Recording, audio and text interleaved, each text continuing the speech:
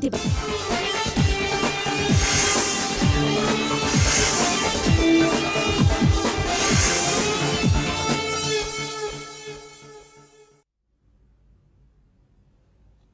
Good morning. News and hair oil సమర్పిస్తున్న business breakfast షోకి స్వాగతం. ఏషియన్ మార్కెట్స్లో ఒక మిక్స్డ్ ట్రెండ్ కనిపిస్తుంది మనకు. చైనా అండ్ హాంకాంగ్ మార్కెట్స్ పాజిటివ్గా ట్రేడ్ అవుతుంటే మిగతా మార్కెట్స్లో కొంత వీక్ ట్రెండ్ కనిపిస్తుంది. అఫ్కోర్స్ జియో పొలిటికల్ టెన్షన్స్ ఉన్నాయి. నార్త్ కొరియా రెండవ మిసైల్ని ప్రయోగించిందన్న వార్తలు వీకెండ్లో మనకు ఎక్కువగా ఛానల్స్లో చూసాం. బట్ దాని ప్రభావం అంతగా మనకు మార్కెట్స్ మీద, ఈక్విటీ మార్కెట్స్ మీద అయితే కనపడట్లేదు. So Indian markets maybe slightly నెగిటివ్గా లేదా ఫ్లాట్గా ఓపెన్ అయ్యే అవకాశాలు కనిపిస్తున్నాయి మనకు. లాస్ట్ ఫ్రైడే మాత్రం యూఎస్ మార్కెట్స్ సెషన్ లోస్ నుంచి కోలుకొని పాజిటివ్గానే క్లోజ్ అయ్యాయి. అమెజాన్ లాంటి స్టాక్స్లో కొంత వీక్ ట్రెండ్ మనం చూసాం యూఎస్లో. అలాగే జీడిపి నెంబర్స్ వీక్గా వచ్చాయి. 2.6% మాత్రమే గ్రోత్ కనిపించింది యూఎస్ జీడిపి. దీంతో డాలర్ బలహీనపడింది. 11 months లో దగ్గర ప్రస్తుతం డాలర్ ఇండెక్స్ మనకు కనిపిస్తుంది. సో మేబీ మన మార్కెట్స్ ఆగస్ట్ సిరీస్ని నష్టాలతో ప్రారంభించాయి. తర్వాత end of the day Friday రోజు మనం end of the day lows నుంచి కోలుకొని ఆల్మోస్ట్ 99.50 కిందకు వెళ్ళింది. ఒక దశలో 9944 ఫ్రైడేలో. సో అక్కడ నుంచి కోలుకొని 10,000 మార్కు పైన క్లోజ్ అయింది. అంటే ఆల్మోస్ట్ ఒక 70 points మనం ఇంట్రాడే రికవరీ మనం చూసాం. సో 10,000 మార్కును నిఫ్టీ నిలబెట్టుకోగలిగింది. జూలై సిరీస్ ఆద్యంతం మనకు పాజిటివ్గా. అఫ్కోర్స్ జూలై సిరీస్లో కూడా beginning of the series was weak, but తర్వాత మార్కెట్స్ చాలా బాగా కోలుకోవడం చూసాం. అదే పరిస్థితి బహుశా ఆగస్టులో కూడా రిపీట్ అయినా కూడా మనం ఆశ్చర్యపోనవసరం లేదు. అదర్వైజ్ ప్రస్తుతానికి మార్కెట్స్ ఇక RBI credit policy, monetary policy decisions కోసం చూస్తున్నాయి. అందరూ కూడా డెఫినెట్లీ ఒక 0.25% అయితే ఇంట్రెస్ట్ రేట్ కట్ ఉంటుందని ఎక్స్పెక్ట్ చేస్తున్నారు. మేబీ ఆర్బీఐ కూడా ఆ మేరకే నిర్ణయం తీసుకునే అవకాశం మనకు కనిపిస్తుంది. సో అదర్వైజ్ వీకెండ్ మనకు ఎలాంటి నెంబర్స్ వచ్చాయి, ఎలాంటి నెంబర్స్ పాజిటివ్గా రావడం చూసాం. ఓవరాల్గా ఎక్కడ 1-2 సెగ్మెంట్స్ వీక్గా ఉన్నప్పటికీ కూడా మిగతా సెగ్మెంట్స్ అన్నిట్లోనూ కూడా ఒక పాజిటివ్ రికవరీ అనేది మనం చూస్తున్నాం. సో మేబీ రాబోయే రోజుల్లో క్యాపెక్స్ సైకిల్ మరింత రివైవ్ అయ్యే అవకాశాలు మనకు కనిపిస్తున్నాయి. ఇంకా పిఎంఐ డేటా కోసం, అలాగే మనం ఆటో సేల్స్ కోసం అండ్ యూఎస్లో నాన్ ఫామ్ పేరోల్స్ కోసం, ఈ డేటా కోసం మార్కెట్స్ నిరీక్షిస్తున్నాయి ప్రస్తుతానికి. ఎఫ్ఐఎస్ వైపు నుంచి చూస్తే మనకు ఎఫ్ఐఎస్ ఫ్రైడే రోజు 223 crores సెల్ చేశారు. బట్ ఓవరాల్గా జూలైలో సెకండ్ హాఫ్ ఆఫ్ జూలైలో ఎఫ్ఐఎస్ బయింగ్ చేయడం చూసాం మనం. జూలైలో ఆల్మోస్ట్ 4,779 crores వర్త్ స్టాక్స్ని ఎఫ్ఐఎస్ బై చేశారు. అలాగే మరొక ఇంట్రెస్టింగ్ ఫినామినా ఏంటంటే హెచ్డిఎఫ్సి ట్విన్స్, అంటే హెచ్డిఎఫ్సి బ్యాంక్, ఈ రెండు ఇప్పుడు మార్కెట్స్ని లీడ్ చేస్తున్న రెండు కంపెనీలు.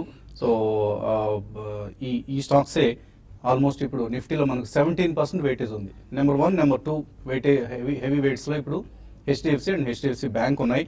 ఈ రెండింటిలో కూడా ప్రత్యేకించి హెచ్డిఎఫ్సిలో లాస్ట్ 2 daysగా ఒక హ్యూజ్ డెలివరీ బేస్డ్ బయింగ్ చూసాం. పోస్ట్ రిజల్ట్స్ పాజిటివ్గా రావడంతో 1,750 crores worth stocks delivery based buying జరిగింది హెచ్డిఎఫ్సిలో ఆన్ థర్స్డే అండ్ ఫ్రైడే. ఇవాళ కూడా బహుశా అదే ట్రెండ్ కొనసాగే అవకాశం ఉంది మనకు. సో లీడర్షిప్ పొజిషన్ అంతకుముందు రిలయన్స్, ఐటీసీ లాంటివి తీసుకుంటే ఇప్పుడు హెచ్డిఎఫ్సి బ్యాంక్. సో ఎప్పటికప్పుడు లీడర్షిప్ ఏదో ఒక లార్జ్ క్యాప్ కౌంటర్స్లో మనం చూస్తున్నాం. సో ప్రస్తుతానికి మాత్రం private sector banks and HDFC బ్యాంక్లో మనకు ఆ లీడర్షిప్ పొజిషన్ కనిపిస్తుంది. సో ఇక ఆర్బీఐ రేట్ కట్ కోసం మార్కెట్స్ ఆల్మోస్ట్ డిస్కౌంటెడ్ న్యూస్ ఇది.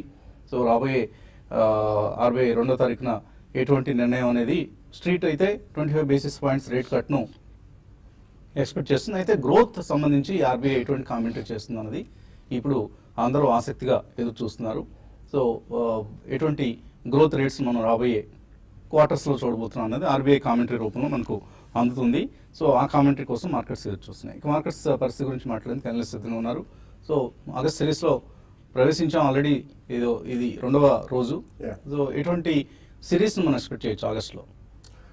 ఐ థింక్ సిరీస్ పరంగా చూసుకుంటే కొద్దిగా సెక్టర్స్ లో ఫైనాన్షియల్స్ విల్ బి పాజిటివ్ అండి, ఈవెన్ ఆగస్ట్ లో కూడా. ఎందుకంటే ఫైనాన్షియల్స్ లో చాలా స్టాక్స్ F&O లో ఉన్నాయి కాబట్టి. But otherwise I think even FMCG stocks ఇప్పటిదాకా వచ్చిన results they were not bad, including ITC. ఈ జిఎస్టీ సాధక బాధకాల్లో ఒకసారి అది చాలా స్ట్రాంగ్ గా పెరిగి తర్వాత చాలా స్ట్రాంగ్ సెల్లింగ్ కూడా చూసాం.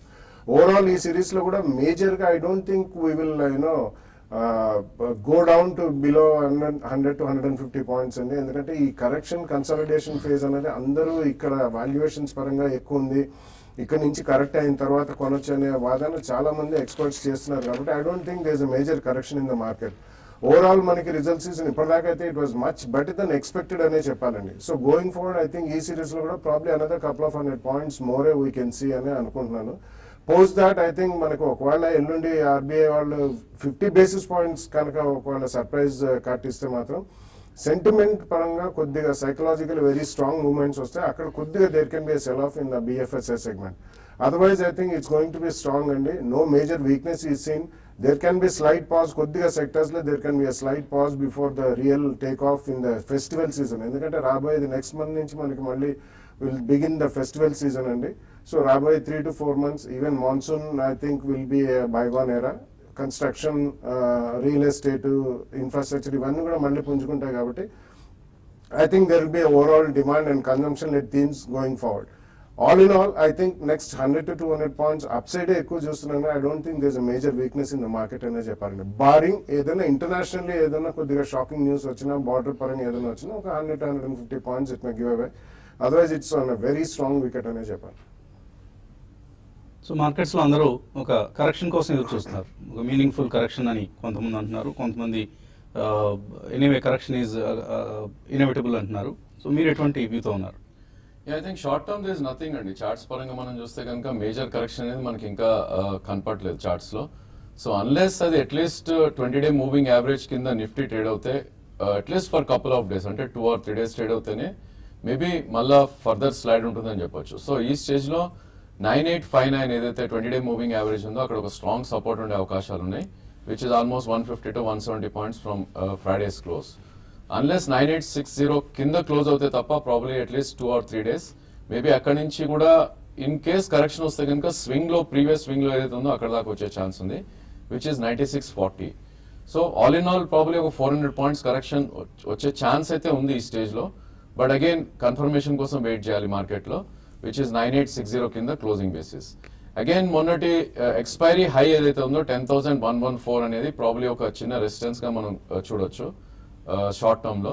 సో నా ఉద్దేశంలో 9850 నుంచి 10,150 మధ్యలో probably next couple of days spend చేసే అవకాశాలు ఎక్కువ ఉన్నాయి. సో 2 sides ఎటు బ్రేక్అవుట్ వచ్చినా కూడా 150-200 పాయింట్స్ అప్ మూవ్ వెళ్ళే ఛాన్స్ ఉంది. అండ్ బ్యాంక్ నిఫ్టీ చూస్తే కనుక ప్రాబ్లీ ఎక్స్పైరీ హై ఏదైతే ఉందో 25,032 మేబీ అక్కడ ఒక రెసిస్టెన్స్ ఉండే ఛాన్స్ ఉంది. కరెంట్లీ 922 ఉంది, 24,922. సో 100-120 పాయింట్స్ పైన కొద్దిగా రెసిస్టెన్స్ ఫేస్ చేసే ఛాన్స్ ఉంది. అండ్ 25,100 దాటితే కనుక ప్రాబ్లీ ఫర్దర్ గా 25,300 నుంచి 25,500 దాకా అప్ సైడ్ వెళ్ళే ఛాన్స్ ఉంది. ఈవెన్ బ్యాంక్ నిఫ్టీ కూడా 20-day మూవింగ్ యావరేజ్ కింద క్లోజ్ అవుతేనే మేబీ ఫర్దర్ డౌన్ సైడ్ అనొచ్చు, విచ్ ఇస్ 24,133. అంటే ఇక్కడ నుంచి ఆల్మోస్ట్ 700 పాయింట్స్ పడితేనే ప్రాబ్లీ బ్యాంక్ నిఫ్టీలో వీక్నెస్ ఉంటుంది. అదర్వైజ్ 3-day లో ఏదైతే ఉందో 24,484 అంటే ఇక్కడ నుంచి ఒక 350-400 పాయింట్స్ పడితే కనుక బై ఆన్ డిప్స్ గా బ్యాంక్ నిఫ్టీ కూడా మనం చెప్పుకోవచ్చు.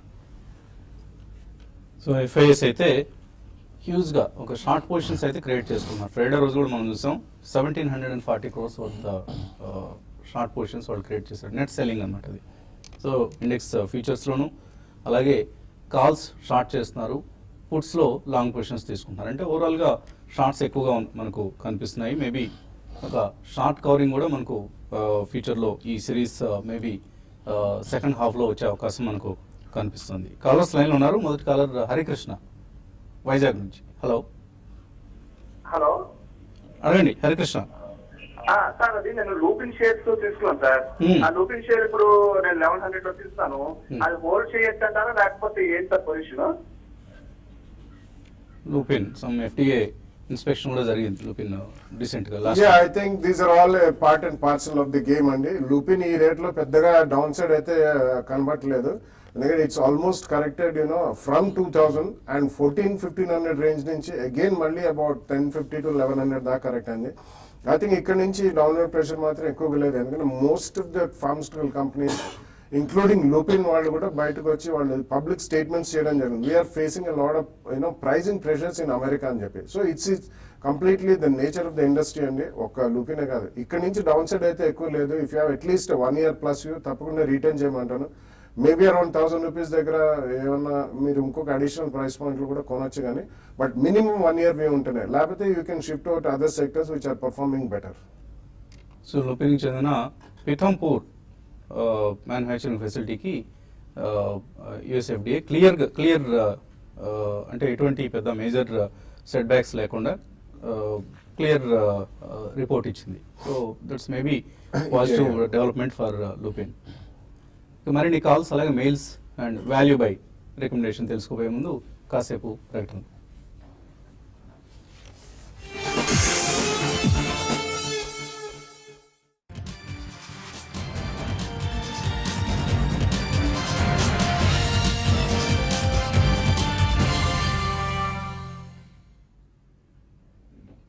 న్యూస్ అండ్ హెయిర్ ఆయిల్ సమర్పిస్తున్న బిజినెస్ బ్రేక్ఫాస్ట్ షోకి తిరిగి స్వాగతం. వాల్యూ బైస్ గురించి మనం ప్రతిరోజు ఒక వాల్యూ ఐడియా గురించి మనం మాట్లాడుకుంటున్నాం. సో ఇప్పుడున్న మార్కెట్లో అండర్ వాల్యూడ్ స్టాక్స్ని ఐడెంటిఫై చేసి పట్టుకోవడం కొద్దిగా కష్టం, ఎందుకంటే వాల్యుయేషన్స్ బాగా ఫెయిర్లీ ఓవర్ హీటెడ్ జోన్లో మనం ఉన్నాం ఇప్పుడు ఎక్కువ majority of the mid and small క్యాప్స్లో. అటువంటి తరుణంలో గతంలో మనం ఒక కాఫీ కంపెనీ గురించి మాట్లాడుకున్నాం, టాటా కాఫీ. ఇవాళ ఒక టీ కంపెనీ కూడా మనం ఐడెంటిఫై చేయాలి కదా. టీ సెక్టర్ నుంచి ఒక స్టాక్ గురించి మాట్లాడుకోబోతున్నాం, అది McLeod Russel. So world's largest tea plantation company ఇది. ఆల్మోస్ట్ మోర్ దాన్ 39,000 hectares ల్యాండ్లో వీళ్ళు టీని కల్టివేట్ చేస్తున్నారు. ఇండియాలో మాత్రమే కాదు, కెన్యా, రువాండా, అలాగే వియత్నాం, ఇలా రకరకాల దేశాల్లో టీ తేయాకును సాగు చేస్తున్న కంపెనీ ఇది. సో ల్యాండ్, ప్లాంట్ అండ్ మెషినరీలో ఈ కంపెనీ ఇన్వెస్ట్ చేసిన మొత్తం 1977 crores ఇప్పటిదాకా. అయితే మార్కెట్ క్యాప్ 1906 crores మాత్రమే. అంటే కంపెనీని ఇప్పుడు ఎవరైనా కొనుగోలు చేయాలనుకుంటే అట్లీస్ట్ ఫెయిర్ వాల్యూ ఇస్తే 1977 crores కొనుక్కోవాలి, ఎందుకంటే వాళ్ళు ఇన్వెస్ట్ చేసింది పోస్ట్ డిప్రిసియేషన్ కూడా చూస్తే మనం. సో అటువంటి కంపెనీ 1906 crores మార్కెట్ క్యాప్ దొరుకుతుంది. Last 2 years tea prices world over were lower. అందువల్లనే ఈ కంపెనీ లాస్ట్ 2 years డిసప్పాయింటింగ్ రిజల్ట్స్ని అనౌన్స్ చేసింది. అందువల్ల స్టాక్ కూడా ఈ ర్యాలీలో ఎంత మాత్రం పార్టిసిపేట్ చేయలేదు. బట్ లాస్ట్ 1 quarter నుంచి, అంటే 3 months నుంచి టీ ప్రైసెస్ బాగా పెరిగాయి, ఆల్మోస్ట్ 20% పెరిగాయి. దాంతో స్టాక్ ప్రైస్ కూడా కొద్దిగా పెరిగింది, బట్ ఇంకా బాకీ ఉంది, చాలా పెరగాల్సిన తరుణం ఇది. ఎందుకంటే ఈ సంవత్సరంలో మంచి రిజల్ట్స్ని కంపెనీ ప్రకటించే అవకాశాలు స్పష్టంగా కనిపిస్తున్నాయి. కంపెనీ చాలా పెద్ద company, old company, one of the oldest company in this sector tea ప్లాంటేషన్లో. గ్రూప్ కంపెనీలు కూడా చాలా స్ట్రాంగ్ కంపెనీస్ ఉన్నాయి మనకు. కిల్బర్న్ ఇంజనీరింగ్, ఎవరిడీ ఇండస్ట్రీస్, అలాగే Williamson financial services, McNally Bharat, ఇవన్నీ ఈ కంపెనీకి సంబంధించిన గ్రూప్ కంపెనీస్ అన్నమాట. ఈ గ్రూప్ కంపెనీలు అన్నింటిలోనూ కంపెనీకి ఇన్వెస్ట్మెంట్స్ ఉన్నాయి, పోర్ట్ఫోలియో ఇన్వెస్ట్మెంట్స్. అలాగే గ్రూప్ కంపెనీస్కి ఒక 283 crores రుణాలుగా కూడా ఇచ్చింది. అంటే స్ట్రాంగ్ ఫైనాన్షియల్స్ ఉన్న కంపెనీగా అట్లా మనం అర్థం చేసుకోవచ్చు. And countries largest exporter of tea. So మనం almost 846 lakh kgs of tea saleable production ఈ కంపెనీకి ఉంది. అలాగే ఈ సంవత్సరం లాస్ట్ ఫ్యూ మంత్స్గా కెన్యాలో ఎక్సెస్ రెయిన్ఫాల్ కారణంగా అక్కడ టీ ప్రొడక్షన్ ఆగిపోయింది. దాంతో మన ఇండియన్ టీకి గిరాకీ పెరిగింది world over. McLeod Russel is going to be one of the beneficiaries. And రెండవ ఫ్యాక్టర్ జిఎస్టీ ఈ కంపెనీకి సంబంధించి అనుకూలంగా మారుతుంది, ఎందుకంటే టీ మీద 5% జిఎస్టీ అంత ముందు కంటే తగ్గింది. సో అది కూడా కంపెనీకి ఒక బెనిఫిషరీ అవుతుంది, జిఎస్టీ బెనిఫిషరీ అవుతుంది. అండ్ లాట్ ఆఫ్ సబ్సిడరీస్లో ఇన్వెస్ట్మెంట్స్ ఇవన్నీ చూస్తే ఇవన్నీ పక్కన ఒక ఎత్తు అయితే ఓన్లీ 39,000 hectares ఆఫ్ ల్యాండ్, దాని వాల్యూని 6,500 crores ఉంటుంది. సో ఇవన్నీ కూడా ఇంకా ఫ్యాక్టరింగ్ కాలేదు స్టాక్ ప్రైస్లో. ఒకనొక సమయంలో ఒక మంచి ర్యాలీ వచ్చినప్పుడు మాత్రం స్టాక్ని పట్టుకోవడం మన తరం కాదు. సో అటువంటి company one of the very strong companies in terms of value and also in terms of operations. So ఇవాల్టి value buy McLeod Russel maybe 1 yearలో 225-230 రూపీస్ టార్గెట్తో కొనుక్కోదగిన షేర్ ఇది.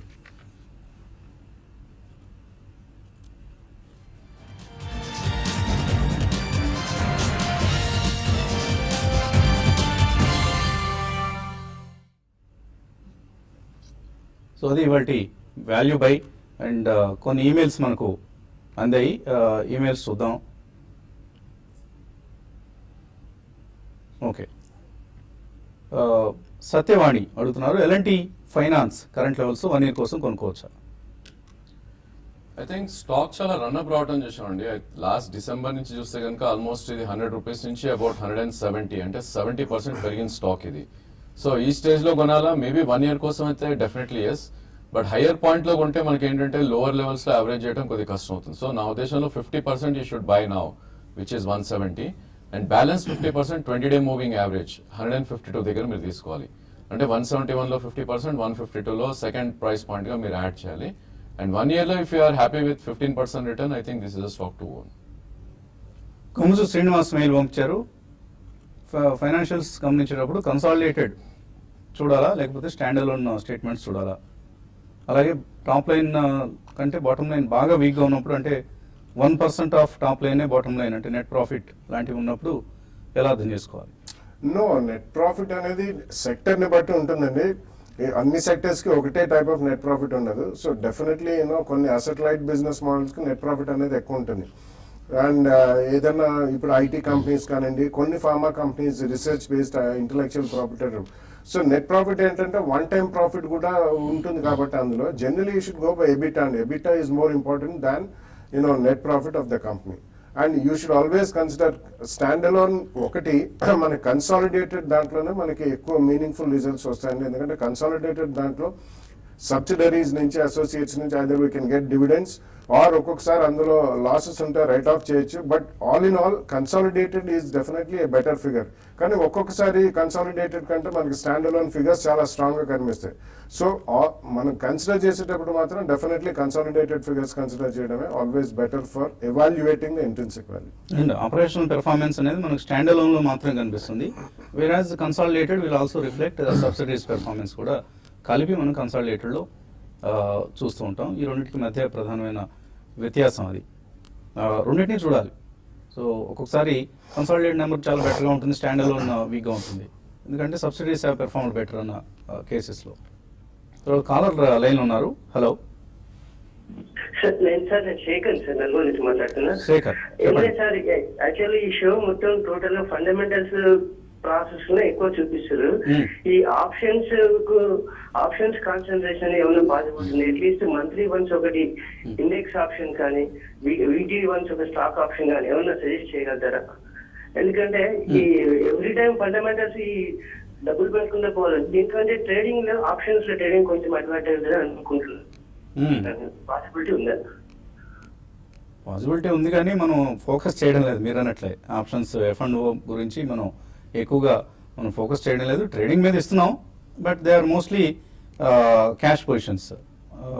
రాజేంద్ర గారు ఇచ్చేవి కానీ శేషు ఇచ్చేవి కానీ ఇవన్నీ కూడా ఎక్కువగా క్యాష్ పొజిషన్స్నే మనం రికమెండ్ చేస్తున్నాం. ఎక్కడైనా F&Oలో ఫీచర్స్లో ఉంటాయి, ఆప్షన్స్ జోలికి మనం వెళ్ళట్లేదు. పుట్స్ కాల్స్ని మనం రికమెండ్ చేయడం లేదు, ఎందుకంటే అవి ఇన్స్టిట్యూషనల్ ఇన్వెస్టర్స్కి మాత్రమే బాగా ఉపయోగపడే ఇన్స్ట్రుమెంట్స్ అవి. మన వాళ్ళు హడావుడికి ఏదో ఒక పుట్టో కాలో కొనేస్తున్నారు. So that is not advisable అన్న ఉద్దేశంతోనే మనం ఎంకరేజ్ చేయడం లేదు. సో భవిష్యత్తులో కూడా ఇదే స్టాండ్స్తో మనం కొనసాగిస్తామని దయచేసి గమనించండి. అలాగే ఎక్కువ మంది మనకు ఐపీఓస్ గురించి అడుగుతున్నారు. ఇవాళ కోర్స్ SIS IPO ప్రారంభమవుతుంది, కొచ్చిన్ షిప్ యార్డ్ రేపు ప్రారంభమవుతుంది. సో చాలా మెయిల్స్ వస్తున్నాయి. సో SIS అయితే definitely one can invest with long term view. కొద్దిగా హై ప్రైస్ ఇష్యూ, సెక్యూరిటీ సర్వీసెస్లో ఉన్న కంపెనీ ఇది. కాకపోతే లాంగ్ టర్మ్ ఇన్వెస్టర్స్కి definitely one of the strongest contenders, number 2 company in the security services. So ఒక 1.5 lakh people are working for this company and financially స్ట్రాంగ్గా ఉంది. Return on equity is consistently ఒక 25% return on equity కనిపిస్తుంది మనకు. So that way it's a good company. Maybe with long term view one can invest. Cochin ship yard రేపు కాబట్టి మనం రేపు మాట్లాడుకుందాం దాని గురించి. మరో కాలర్ లైన్ ఉన్నారు. హలో రాజేష్, అడగండి రాజేష్. యాక్చువల్ గా నేను డైనమిక్ ప్రొడక్ట్స్ హోల్డ్ చేస్తాను. యాక్చువల్ గా రిజల్ట్స్ అయితే బాగాలేదు. ఒకసారి బాగా కలిసి చెప్పారా? Dynamic products Do not go by quarterly results అండి. ఇప్పుడు ఒక quarter results may be good, may not be so good. So dynamic products basically is into colourants which go into bakery, confectionery, pharmaceutical, majority of the processed foods అండి. So వాళ్ళకి US FDA approved company. ఇది unorganised సెక్టర్లో కూడా చాలా companies ఉన్నాయి and ఆర్గనైజ్లో కూడా like with this dye stuff ఇటువంటి కంపెనీస్ కూడా ఉన్నాయి. బట్ వాళ్ళకి దహేజ్ లో ఒక పెద్ద ఎక్స్పాన్షన్ ఉండేది, దానికి ఎన్వైరన్మెంటల్ క్లియరెన్సెస్ అనేది ఇటువంటి ప్రాజెక్ట్స్ కి చాలా లేట్ అవుతాయి కాబట్టి క్యాపిటల్ ఎక్స్పెండిచర్ ఎక్కువ ఉంటుంది కాబట్టి ఈ డైనమిక్ ప్రొడక్ట్స్ ఇట్లాంటి కంపెనీస్ మధ్యలో 1 or 2 quarters they may not do very well. But last 1.5 year it's given more than 100% or 150% return దాకా వచ్చింది. కరెంట్లీ ఉంటే ఉంచండి, ఇక్కడ నుంచి పెద్దగా డౌన్ సైడ్ లేదు. You should give it some time అండి, don't go by quarterly results. Over the next 1 or 2 years will make good money. తర్వాత మెయిల్ రమణయ్య అడుగుతున్నారు, వెంకీస్లో 2050లో కొన్నారట ఒక 75 షేర్లు, హోల్డ్ చేయొచ్చు ఇవి 3 months కోసం. I think you can hold అండి. స్టాక్ ఆల్రెడీ కరెక్షన్ అయినాక మీరు తీసుకున్నారు. So almost top out around 2550 అయ్యి ఇప్పుడు అరౌండ్ 2130 దగ్గర ఉంది. సో మీరు near to 20-day moving average తీసుకున్నారు. 3 months కోసం అయితే I think you can hold. But again stop loss అనేది మీరు కంపల్సరీ పెట్టుకోవాలండి in case if it is a trading position. So 1795 కింద క్లోజింగ్ బేసిస్ మీరు స్టాప్ లాస్ పెట్టుకోవాలి. అండ్ 3 months కోసం ఉంటున్నారు కాబట్టి you should go by time అండి, should go by price. So in case ఈ స్టాక్ ఇమీడియట్లీ పుల్ బ్యాక్ వచ్చి 2370, 2380 వస్తే కనుక ఐదర్ మీరు ప్రాఫిట్స్ అన్న బుక్ చేసుకోవచ్చు, లేదంటే మీరు ట్రైలింగ్ స్టాప్ అనేది ఐ థింక్ కొద్దిగా మీ కాస్ట్ ప్రైస్ కి ఒక 50-70 రూపీస్ పైన మీరు పెట్టుకోవచ్చు. కళ్యాణి ఫోర్జ్ గురించి అడుగుతున్నారు మై పరాశర్. కళ్యాణి ఫోర్జ్ ఎందుకని, ఫండమెంటల్ ఎలా ఉంది కంపెనీ, లాంగ్ టర్మ్ కోసం ఎలా ఉంది? ఇట్స్ స్ట్రాంగ్ కంపెనీ అండి, బట్ వెరీ మినిస్క్యూల్ ఈక్విటీ, చాలా చిన్న ఈక్విటీ. ఇది కూడా కళ్యాణి గ్రూప్ కి చెందింది, అంటే భారత్ ఫోర్జ్ అండి. So it's small company which again caters to almost, అంటే ఇన్ హౌస్ కాకపోయినా కానీ majority of the business comes from forging companies like Bharat Forge and so on and so forth. So ఇది డిఫెన్స్ లో వాళ్ళు పెద్ద ఫోరే చేస్తున్నారు కాబట్టి ఇప్పుడిప్పుడే కళ్యాణి ఫోర్జ్ లో కూడా they are trying to expand అండి. ఇందులో లిక్విడిటీ తక్కువ ఉంటుంది కాబట్టి మీకు ఒక్కొక్కసారి నిస్తేజంగా ఉంటుంది, తర్వాత సడన్ రన్అప్ అది కూడా రావచ్చు.